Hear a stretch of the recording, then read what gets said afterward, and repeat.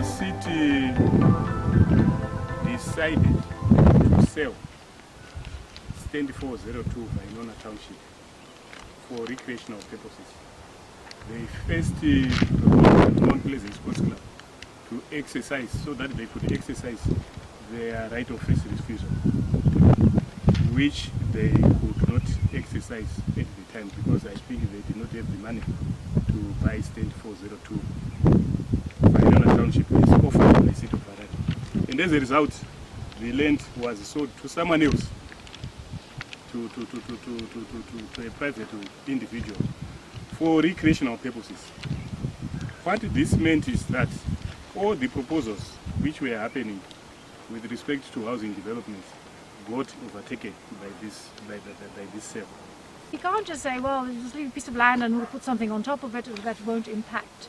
Well, it will. As Zimbabwe, we are signatories to the Ramsar Convention, and if you read the Ramsar guidelines, they're very clear, and they say the wetland areas need to be restored to in their integrity back as natural spaces in order to provide water.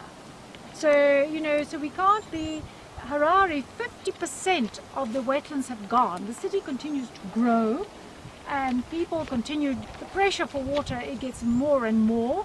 So we need to keep in mind when these areas are sold by the city of Harare, what do they mean by recreation? The idea is it has to be extremely clear, because it's not sufficient to say, it's no longer sufficient to say, well, it's going to be recreation. So that is really very important as we go forward. I'm speaking as a resident. Don't confuse my membership with the Mount Pleasant. I'm speaking as a resident, very concerned about the disappearance of these very critical resources, which we also want to pass on to future generations.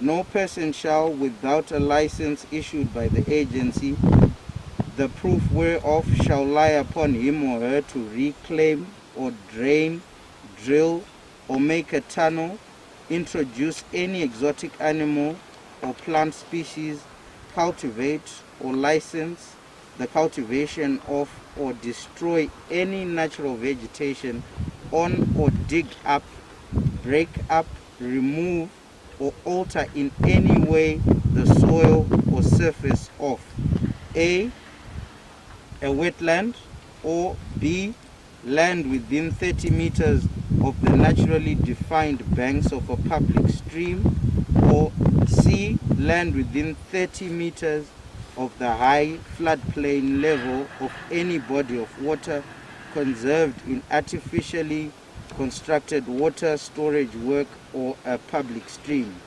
or D, bed, banks, or course of any river or stream.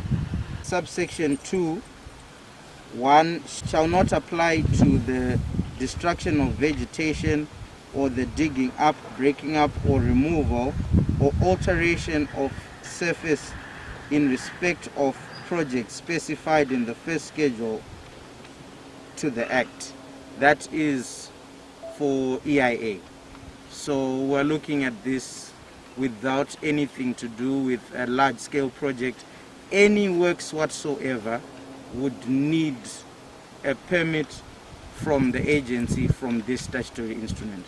So if someone is to come here to want to cultivate, to put up a bowl like what's there, anything absolutely will need as express written authority from the agency to do any work. My name is Ngoni Mtsamiri. I'm the current president of Mount Pleasant Sports Club. The sports club also incorporates this golf course. The golf course is based on stand 402 and the stand that we are leasing.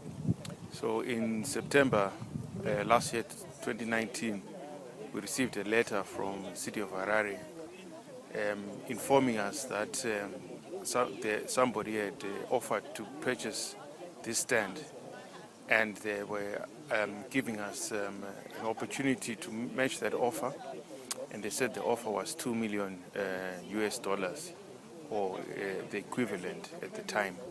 And I think that time the exchange rate was about 10 or 11 to 1 to the US dollar.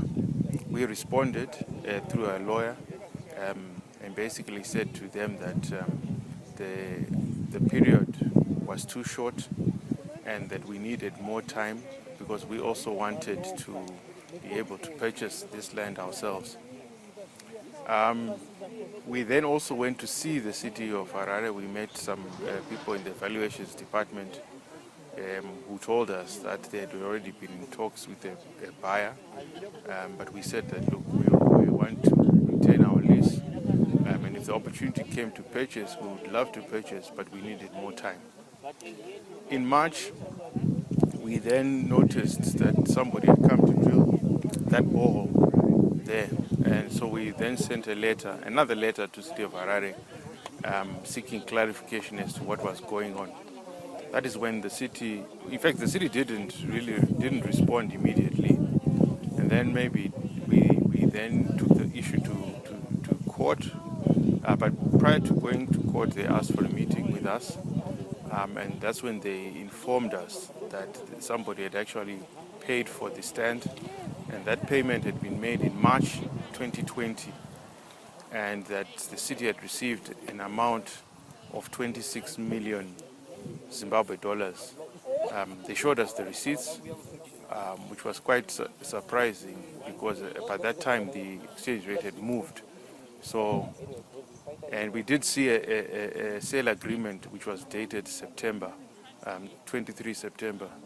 So a sale agreement was agreed and written in September, but payments were made in March.